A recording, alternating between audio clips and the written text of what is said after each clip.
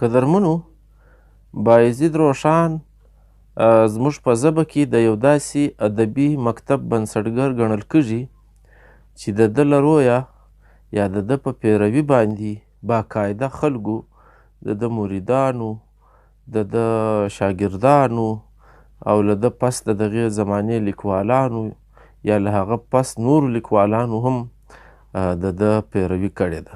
مکتب څه ته وایي؟ د یو ادبي سبک هر اړخیزه پیروي چې وي هغه ته مکتب ویل کیږي. داسې به ووایو چې یو څوک یو قدم واخلي په ادب کې او نور د هغه پر لار باندې خپل پلونه ږدي نو دغه ته مکتب ویل کیږي. کم خلک چې د مکتب پیروکاران وي نو هغه ټول په هغه مکتب کې ګڼل کیږي. بانی چې هر څوک وي تنصیب هغه ته کیږي. په اسانه ټکو دا معنا که یو څوک یو ښه شاعري وکړي، یو ښه لیک وکړي، نور خلک بیا هغسې لیک وکړي نو نوم چې دی هغه د هغه سړي یادیږي چې هغه چا بنیاد ایښی وي. نو دا ګرد بیا د هغه په مکتب کې راځي او د هغه خلک سمرل کیږي نو یا د هغه اثرات ورباندې ګڼل کیږي. پیروشان هم په پښتو ادب کې د یو داسې مکتب ادبي مکتب بنسټګر دی، بانی دی چې تر ده له مخه که موږ پښتو ادب وګورو نو دا نسته.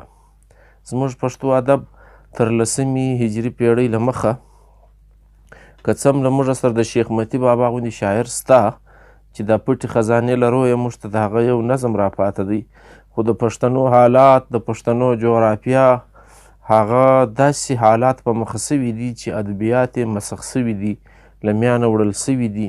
یعنی یرغلګرو، ظالمانو او کم لاسونه چې د پښتنو پر سیمه باندې بر ول هغو د ادبیات او د کتابونه هم له ځانه سره وړي دي. داسې خال خال نمونې یا داسې منظمې نمونې چې دي دا چې موږ ته په لاس راځي نو هغه داسې باقاعده د یو مکتب حیثیت چې دی هغه نه لري. مثلا د امیر کروړ نظم چې دی حماسي دی او د دغه چې کوم ژبه ده یا کوم تیم دی دا چې سړی وګوري نو د هغې زمانې مکمل اړخونه ځینې راوځي. یعنې د امیر کروړ څنګه زمانه په برخه سوې ده نو داسې د هغې زمانې مطابق خپل شعرونه ویلي دي. شیخ متي بابا چې څه نمونه شعرونه ویلي دي هغه د هغې زمانې د آدابو یا د اخلاقو چې کومې نمونې پکښې دي هغه ځینې راوځي. لیکن داسې منظمې نمونې، داسې پوره کتابونه چې دي دا نه لیدل کیږي. بیا هم داسې خال خال ډیر په لوړ حیثیت باندې، ډیر په لوړ معیار باندې له موږ سره زاړه ادبیات سته او هغه موږ د نړۍ په هغه زمانه کې له نورو سیالو ژبو سره ښه سم په برابري باندې ږدلی سو. موږ یې له فارسي سره موازنه کولی سو، موږ یې د هغې زمانې له هندي ژبې سره موازنه کولی سو. دغه رنګه که ورته وګورو نو د عربي ادبیاتو سره یې هم تله کولی سو او ښه لوړ معیار ورته ږدلی سو. داسې کښته معیار نه لري. خو په پښتو ادب کې چې کله د پیروشان زمانه شروع کېږي نو دا یو داسې زمانه ده چې باقاعده یو ادبي مکتب میان ته راځي. کتاب خدای خیرالبیان لیکي، لیکن د خیرالبیان چې کم نثر دی، کم طریقه کار دی، کم نیم منظوم شکل دی دا په پښتو ادب کې د اوله وار ترسره کړی دی. یعنی تر ده له مخه زموږ د نثر داسې نمونې نسته. که موږ د سلیمان ماکو تذکره اولیاء وګورو نو هغه جلا طرز لري، هغه داسې نه ده. که څه هم تر ده د 3-3.5 کاله مخکې لیکل سوې ده، لیکن په کومه زمانه کې چې دا نقل کیږي که د کاتب انداز دغه وي یا زموږ د مصنف انداز دغه وي، خو بهرحال دواړه موږ دغسې ویلی سو مصنف او کاتب د دغو انداز چې دی دا د روښاني مکتب په تله کې نه راځي، دا یو جلا رنګ او انداز لري. نو د پیروشان زمانه چې ده، د پیروشان مکتب چې دی هغه ځان ته یو حیثیت لري او هغه په پښتو ادب کې یو داسې خورونه کړې ده چې د پیروکارانو، د شاګردانو بیا د نثر دغه شکل چې دی ژوندی ساتلی دی. که څه هم له موږ سره تر دغه مکتب له مخه اخلاقي رنګونه سته، حماسي رنګونه سته، رزمیه رنګونه سته، عرفاني رنګونه شته او داسې مجازي د مینې مجازي رنګونه شته، د عشق حقیقي رنګونه شته، دا ټول شته په پښتو ادب کې. خو داسې د یو مکتب په حیثیت باندې یو چا ته تړل دا نشته. یعنی موږ دا نسو ویلی چې امیر کروړ کم شاعر د کمې زمانې مکتب چې دی هغه فالو کړی دی او د هغه په انداز کې دا شعرونه ویلي دي. ژبې یې ښه صفا دي، سوچه دي، د بلې ژبې اثرات نشته باندې. لیکن د روښانیانو دور ته چې وګورو نو په دې مکتب کې بیا د عربي او د فارسي ژبې چې دي یا د هندي اثرات چې دي دا بیخي ډېر لیدل کیږي، بلکې خیر البیان یې دې ټولو ته ژباړلی هم دی په هغه وخت کې او هر شی ورسره ایښی دی په هغه جمله کې دننه، په هغه ژبه کې دننه، هغه رنګ کې دننه یې ورته وړاندې کړی دی. نو مقصد یې څه دی چې خلک له دې سره ولد سي.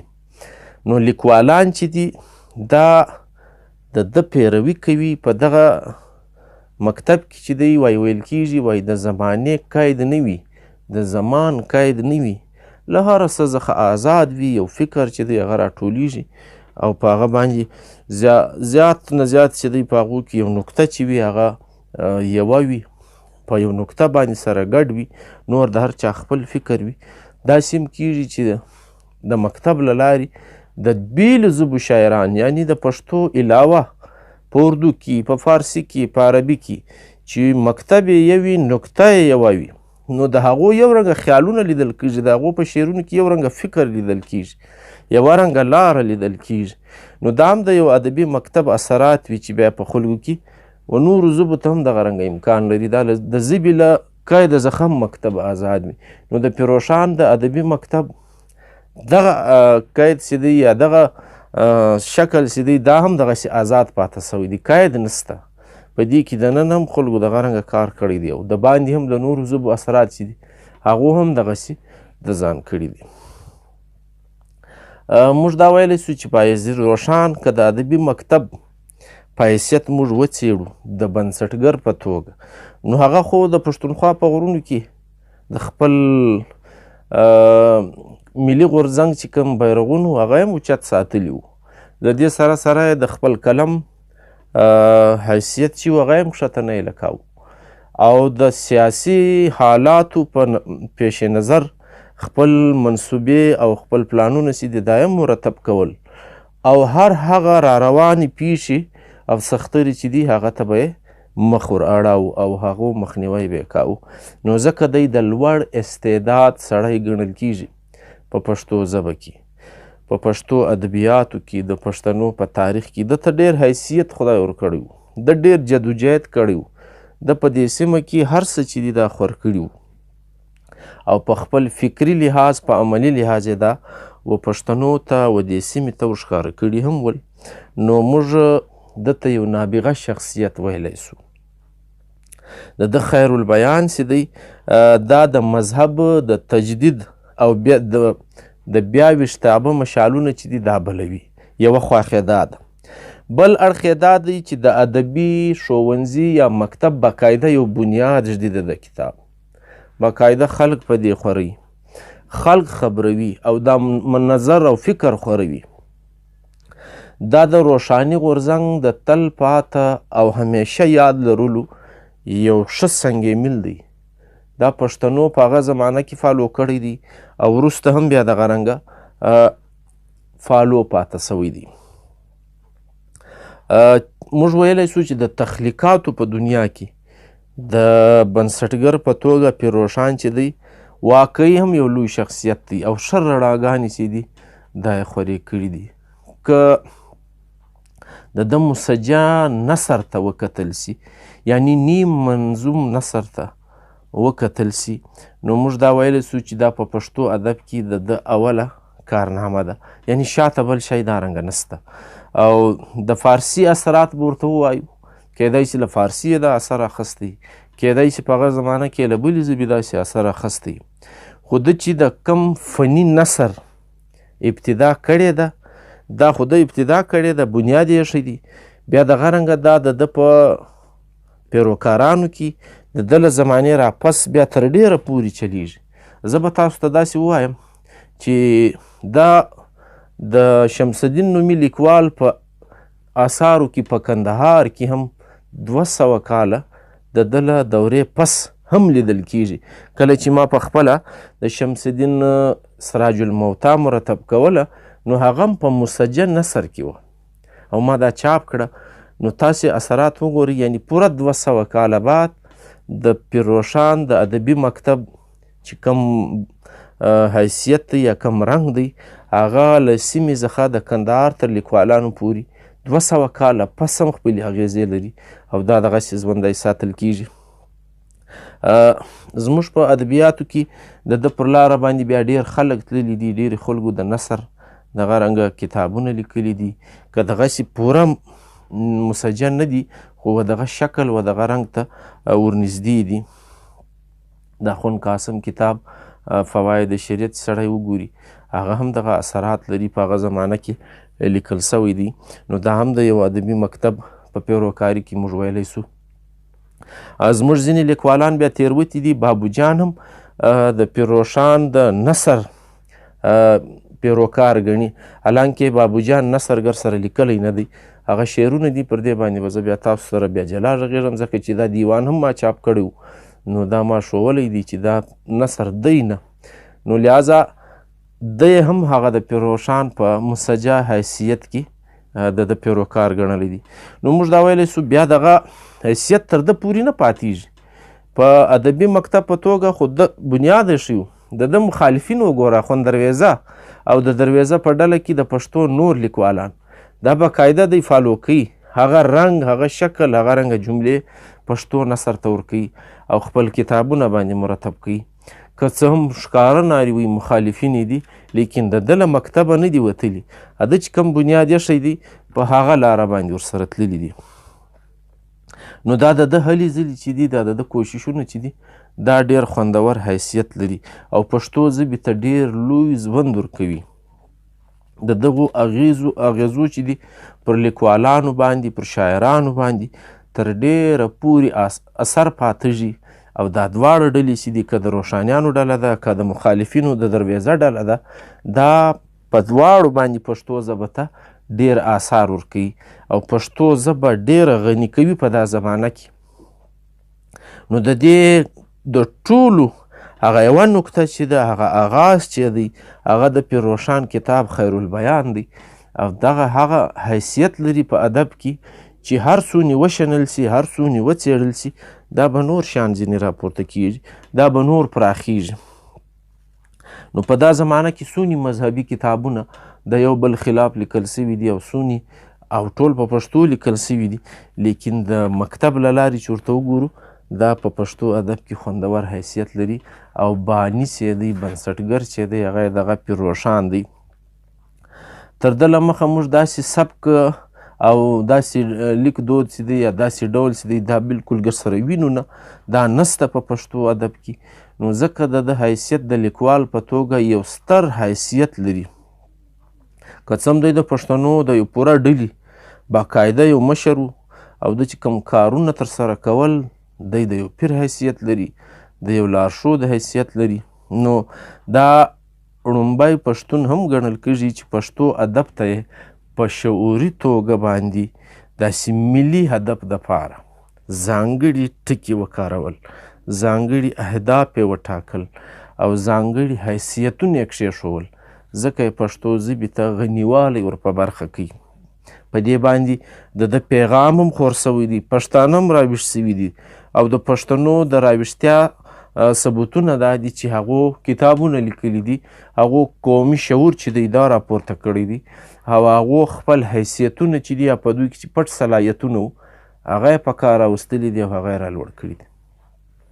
نو د دې قابلیت او کشش چې دی دا ټول په پیرروشان کې دی او دا د هغه بنیاد ایښودونکی دی، ځکه دا ټول شیان چې دي د ده په مکتب کې راځي. د پښتنو د زوال زمانه ده، د دور د پښتنو د پریشانۍ زمانه ده، نو دی په دې زمانه کې دا ټول شیان کوي. نو دا یو حیثیت ضرور لري او ژبه څومره له نورو ژبو جلا کوي او جلا حیثیت ورکوي په دې زمانه کې. د ده دا نثر چې دی، دا د چې کوم بنیاد ایښی و یا بنسټګر ګڼل کېږي، دا په پښتنو کې بیا وایي تر ډېره پورې رواج و، تر ډېره.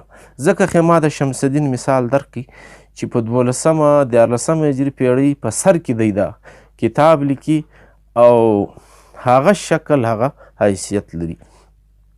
موږ به داسې ووایو د خټکو په کورنۍ کې، یعنی د خوشحال بابا په کورنۍ کې، د خوشحال په آثارو کې، د کورنۍ په آثارو کې هم ځای په ځای دا څرکونه لیدل کیږي چې دا د روښاني مکتب اغیزې وي ورباندې. دا ویلی سو او دا چې په ملي اهدافو باندې په شعوري توګه کوم کار سوی دی نو دا خو واقعي هم د پیروشان په حیثیت کې راځي او هغه یې باني ګڼل کېدلی سي.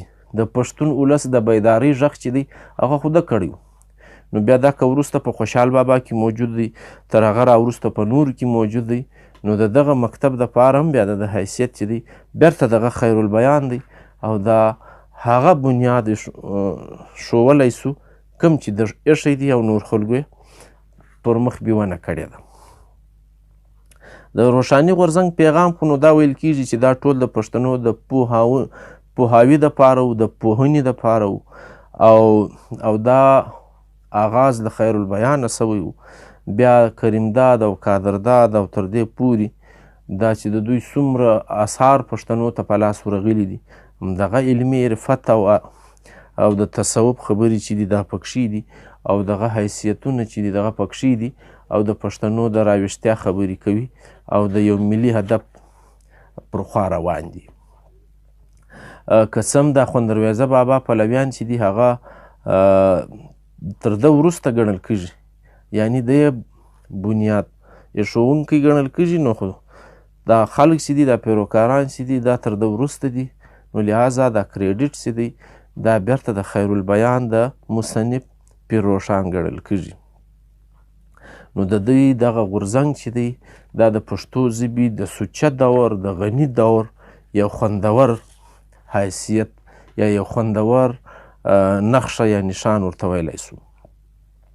د پښتانه د راټولېدو، د ویښېدو، د یوځای کېدو، د قومي او ملي شعور چې کوم سرکونه دي دا د پښتو ژبې په ادبیاتو کې هم له دغه دوره راپیلیږي چې پیروشان یې کوم بنیاد ایښی دی. نو موږ دا ویلی سو چې د نورو خلکو په نظر باندې هم د ده حیثیت مسلم دی. زموږ څېړونکي هم دا وایي چې پیروشان واقعي هم په پښتو ادب کې د یو جلا مکتب، د یو جلا حیثیت، د یو جلا ادبي رنګ بنیاد ایښی دی.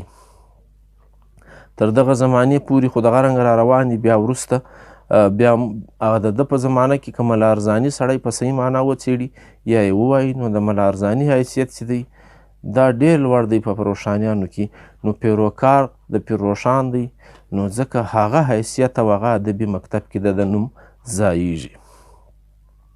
د ده بل شاګرد دولت لماړی که موږ وګورو یا د دغې زمانې شاعر دی نو هغه بیا پښتو ادب ته عروضي شعرونه ورکړي دي چې کوم د فارسي و عربي په برخه و ده په عروضي تله کې تللي دي، هغه زمانه کې تللي دي او هر شعر یې د عروضي رکنونو پر بنیاد باندې وډلی دی او هغه یې مرتب کړی دی. او دا زمانه چې ده بیا د بابو جان په شعرونو کې چې ما دیوان چاپ کړی و او پوره دیوان یې په عروض باندې وډلی و، یو شعر یې بې عروض نه و. نو دا د بابو جان په شعرونو کې هم چې و دا څرګند دی او هغه حیثیت یې ژوندی ساتلی دی. موږ دا ویلی سو چې د پښتو ادب دغه بنسټګر چې دی دا پښتو ادب ته خاص ټکي هم ورکوي او خاص هغه کوم صوتیات او اوازونه چې د پښتنو او هغه توري په نورو ژبو کې نه لري نو دوی خپل هغه توري ورته جوړوي. نو دا حیثیت چې دی که تر ده له مخه څه څرکونه لري نو هغه د ده په شکل چې کوم موږ ته راغلي دي د دغه حیثیت هم دی باني او بنسټګر ګڼلی سو. په دې کې یو شک هم نسته. دغه اړخ یې ضرور سته چې د هنر له لارې، یعنی د یو شاعر په توګه که موږ د پیروشان کلام وګورو نو دی لوی شاعر نه دی، دی هنري کمزوریانې لري. دی په هغه تله کې داسې نه خیږي چې لکه یو پوخ شاعر چې، لیکن ده چې کوم پیغام پکې ایښی دی هغه یې خپل ځان ته حیثیت لري. او دی چونکې د دې لارې یو لیکي سړی نه و چې ده به هنري نظم، شعر او دا نثر چې دی دا به جوړاوه، لیکن ده چې کوم کوشش کړی دی وړاندې کړی دی هغه په ټول د فکر له لارې پوره دی. که څه هم فني نیمګړتیاوې پکې شته خو د یو باني په توګه د ده حیثیت چې دی په دې باندې نه خرابیږي.